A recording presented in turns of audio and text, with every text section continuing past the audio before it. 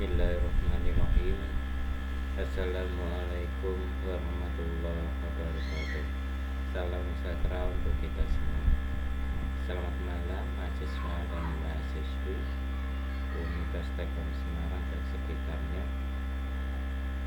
Baik, untuk perkuliahan hari ini nanti kita akan belajar yaitu tentang perhitungan PPh pasal 21. Seperti apa perhitungan PPh 21 nanti kita akan pelajari bersama-sama. Sebelumnya kita sudah mengenal tentang PPh 21 ya. Baik, sebelum kita mulai untuk perkuliahan hari ini, kita berdoa dulu semoga kita diberi kemudahan dan kelancaran dalam mata kuliah hari ini. Berdoa dimulai.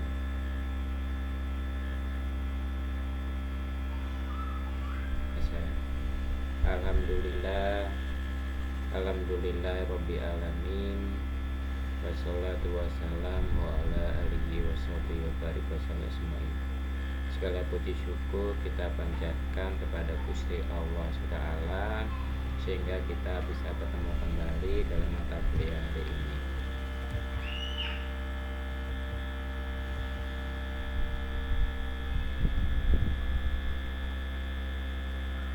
Definisinya, pajak adalah pajak atas penghasilan berupa gaji, upah, honorarium, tunjangan, atau pembayaran lainnya yang diterima atau diperoleh dari pajak orang pribadi dalam negeri ya, sehubungan dengan pekerjaan atau jabatan, jasa, atau kegiatan.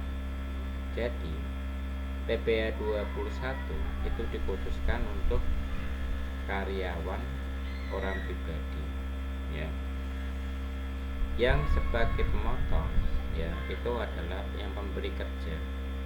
Jadi pemberi kerja itu berhak memotong karyawannya PPh 21 yang telah diatur oleh Undang-Undang Pajak ya, yang telah berlaku. Itu ada pemotongan pajak PPh pasal 21. Jika penghasilannya di bawah PTKB, maka wajib pajak tidak akan kena pajak PPh 21 yang dipotong oleh pemberi kerja ya. Nah, PPh 21 itu dipotong setiap bulan ya, setiap bulan itu wajib pajak pemberi kerja itu akan memotong pajak penghasilan PPh pasal 21. Berdasarkan apa? Berdasarkan penghasilan ya, penghasilan yang diterima atau tunjangan atau gaji ya, berhubungan dengan jasa atau kegiatan yang dilakukan sehari-hari, itu adalah tentang pajak penghasilan PPh 21. Nah, pemotong PPh 21 itu adalah pemberi kerja dari orang pribadi dan badan di bendaharawan pemerintahan baik pusat maupun daerah ya. Terus ada dana pensiun atau badan lainnya seperti jaminan sosial tenaga kerja atau Jamsostek. Terus ada PT Taspen, PT Sagari ya. Perusahaan yang tentunya usaha tetap, jadi ada yayasan, ada lembaga kemanitiaan, asosiasi perkumpulan, organisasi massa, organisasi sosial, organisasi lainnya, serta organisasi internasional yang telah ditentukan berdasarkan keputusan Menteri Keuangan yang telah berlaku ya. Nah, penyelenggara kegiatan itu adalah tentang yang memotong PPh 21. Nah, selanjutnya penerima PPh 21 yang telah dipotong pajak penghasilan 21 ya. Pertama ada pegawai tetap. Yang kedua ada tenaga lepas ya, seperti seniman, olahragawan, penceramah, pemberi kerja ya, pengelolaan proyek, pesertaan perlombaan ya, petugas dinas, asuransi, distributor, KLM ya, yang termasuk kegiatan sejenisnya. Yang ketiga, ada penerimaan pensiun jadi atau mantan pegawai yang termasuk orang pribadi atau ahli warisan yang menerima tabungan tersebut ya. Selanjutnya ada hari tua atau jaminan hari tua, itu yang menerima pemotongan PPh 21 ya. Selanjutnya ada penerima honorarium ya. Terus ada penerima upah dan tenaga ahli, ada pengacara, ada akuntan, arsitek, dokter, konsultan, notaris dan sebagainya ya, yang memotong PPh pasal 21. Baik, selanjutnya ada wajib pajak PPh pasal 21. Apa saja tentang wajib pajak 21? Yaitu penerima penghasilan yang dipotong PPh pasal 21. Itu ada pejabat negara, PNS, pegawai tetap, pegawai dengan status PLN ya, tenaga lepas, penerima pensiun, penerima honorarium, penerima upah. Itu adalah wajib pajak PPh pasal 21 yang telah ditentukan yang akan dipotong PPh pasal 21.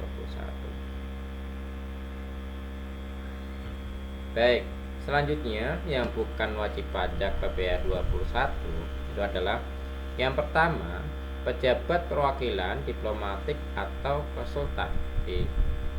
Yang pertama, termasuk golongan bukan warga negara Indonesia, tidak menerima atau memperoleh penghasilan lain di luar jabatan di Indonesia. Yang ketiga, negara yang bersangkutan memberikan perilaku timbal balik. Baik, yang selanjutnya adalah yang kedua, pejabat perwakilan organisasi internasional. Apa saja yang termasuk golongannya? Yang pertama, ada bukan warga negara Indonesia, tidak menerima, menjalankan usaha, melakukan kegiatan pekerjaan lainnya untuk memperoleh penghasilan di Indonesia. Itu bukan wajib pajak PPh pasal 21. Selanjutnya ada subjek pajak PPh pasal 21. Apa saja yang meliputi? Yang pertama, ada pegawai PNS, pegawai tetap ya, ada pegawai memperoleh penghasilan lainnya atau memberi kerja secara berkala. Yang kedua, penerima pensiun. Yang ketiga, ada penerima honorarium. Yang keempat, ada penerima upah. Yang kelima, orang pribadi yang memperoleh penghasilan sehubungan dengan pekerjaan jasa atau kegiatan lainnya yang berhubungan dengan pemotongan pajak.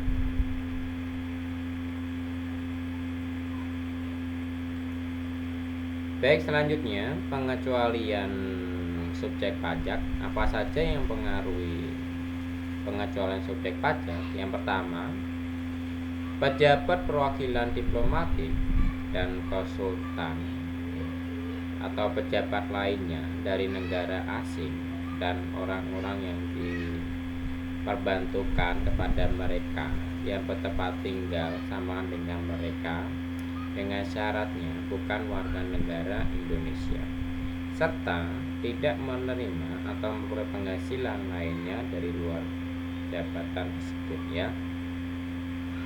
Yang kedua, ada perwakilan organisasi internasional. Jadi dengan syarat bukan warga negara Indonesia dan tidak menjalankan kegiatan usaha, kegiatan lainnya untuk memperoleh penghasilan yang ada di Indonesia.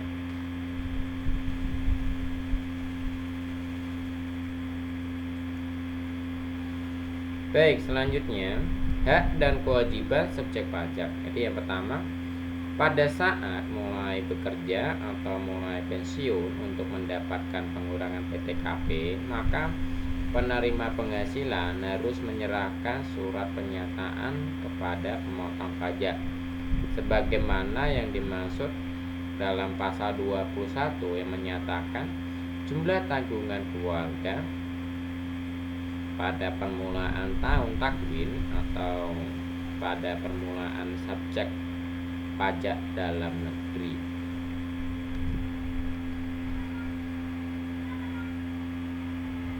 Yang kedua, ada subjek PPh 21 yang dipotong merupakan kredit pajak. Jadi bagi penerima penghasilan yang dikenakan pemotong untuk tahun pajak yang bersangkutan, kecuali PPh yang bersifatnya final. Yang ketiga, apabila wajib pajak menerima penghasilan dari pemberi kerja yang dikecualikan sebagai pemotongan pajak, maka wajib pajak tersebut harus menghitung, menyetorkan, melaporkan sendiri SPT yang penghasilannya atas penghasilannya tersebut. Jadi wajib pajak lah yang melaporkan SPT-nya setiap tahunnya. Jadi PPh 21 itu dipotong setiap bulan, di setiap bulan itu yang memotong adalah pemberi kerja. Nah, wajib pajak orang pribadi itu juga wajib melaporkan tahunannya, melaporkan SPT tahunannya yang sudah mempunyai NPWP melaporkan tahunannya itu setiap akhir sebelum bulan Maret. Jadi kalau wajib pajak yang sudah mempunyai penghasilan tidak melaporkan harta kekayaannya, maka nanti dia akan kena dendanya itu sampai 100.000 ya kalau khusus wajib pajak. Nah, wajib pajak orang pribadi. Nah, wajib pajak orang pribadi itu sudah bisa melaporkan SPT tahunannya itu setiap mulai bulan Januari hingga bulan Maret ya. Apabila lebih dari tanggal 31 Maret, maka nanti wajib pajak orang pribadi yang sudah mempunyai NPWP belum melaporkan SPT tahunannya, maka dia akan kena denda itu adalah sebesar 100.000 sebagai denda administrasi pajaknya ya.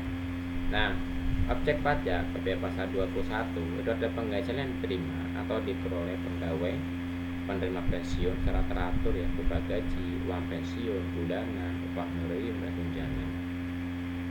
Yang kedua, ada penghasilan yang diperoleh ada penerima pensiun secara tidak teratur berupa jasa produksi, THR, gratifikasi atau bonus. Yang ketiga, ada upah harian atau upah borongan atau upah satuan yang diterima oleh tenaga kerja lepas. Baik, selanjutnya yang penerima penghasilan yang tidak dipotong PPh 21 yaitu ada pejabat perwakilan, diplomatik atau konsultan atau pejabat lainnya dari negara asing, dan orang-orang yang diperbantukan kepada mereka yang pekerjaannya atau tempat tinggal sama dengan syarat dia bukan warga negara Indonesia dan tidak menerima atau memperoleh penghasilan dari luar jabatan tersebut ya. Yang kedua, pejabat perwakilan organisasi internasional yang ditetapkan oleh keputusan Menteri Keuangan sepanjang bukan warga negara Indonesia dan tidak menjalankan usahanya atau kegiatan yang bersifatnya di Indonesia. Baik, selanjutnya komponen perhitungan pajak penghasilan itu ada penghasilan bruto, yaitu semua kenikmatan yang diterima seperti gaji, bonus, THR, uang pensiun. Ada PTKP, di penghasilan tidak kena pajak. Ada pengurangan yang berdasarkan jumlah tanggungan keluarganya.